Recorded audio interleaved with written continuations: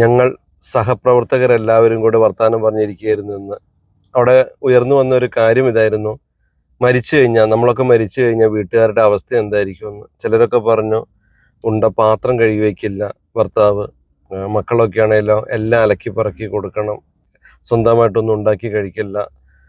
അപ്പോൾ എല്ലാവരും വല്ലാത്തൊരു ആശങ്കയിലായിരുന്നു മരിച്ചു കഴിഞ്ഞാൽ വീട്ടുകാരുടെ അവസ്ഥ ഓർത്തിട്ട്. കുറച്ചു നേരം ഇത് കേട്ടതിന് ശേഷം ഞാൻ പറഞ്ഞു, ഞാൻ മരിച്ചെന്ന് കരുതുക, ഒരു 1-2 ആഴ്ച കഴിയുമ്പോൾ വീട്ടിലെ അവസ്ഥയെക്കുറിച്ച് ഞാൻ പറയാം. അപ്പൂസിനോട് അമ്മച്ചി പറയും, കറിക്ക് സാധനങ്ങളൊന്നുമില്ല, എന്തെങ്കിലും മേടിച്ചിട്ട് വരാൻ. അപ്പൂസ് മീനങ്ങാടി എത്തിയിട്ട് അമ്മച്ചിയെ വിളിക്കും, ഞാൻ അയ്യൂബ് ഖാൻ്റെ കടയിലുള്ളത്, എന്തൊക്കെയാണ് പച്ചക്കറി വാങ്ങണ്ടേ, സാമ്പാർ കൂട്ട് വാങ്ങട്ടെ. അമ്മച്ചി പറയും, സാമ്പാർ കൂട്ട് വേണ്ടടാ, മീൻ കൂട്ടിയിട്ടൊക്കെ ഇച്ചിരി ആയില്ലേ, നീ മീൻ കിട്ടുമെന്ന് നോക്കാൻ. മീൻ കടയിൽ ചെല്ലുമ്പോൾ അപ്പൂസ് പറയും, അത്രയും നല്ല മീനൊന്നും ഇല്ല അമ്മച്ചിന്ന്. അപ്പോൾ അമ്മച്ചി പറയും, എന്നാൽ നീ പൊട്ടിത്തിരി ബീഫ് വാങ്ങിക്കാൻ പറയും. ഇതൊക്കെ കൂട്ടി എല്ലാവരും ചോറും കഴിക്കും, കറിയും കഴിക്കും, ഓഫീസിൽ പോകേണ്ടവർ ഓഫീസിലും പോകും, കോളേജിലും പോകും, എല്ലാം ഇതുപോലെ അങ്ങ് നടക്കും. അതുകൊണ്ട് നമ്മളില്ലെങ്കിൽ ഇവിടെ പ്രത്യേകിച്ചൊന്നും സംഭവിക്കാനൊന്നും പോകുന്നില്ല.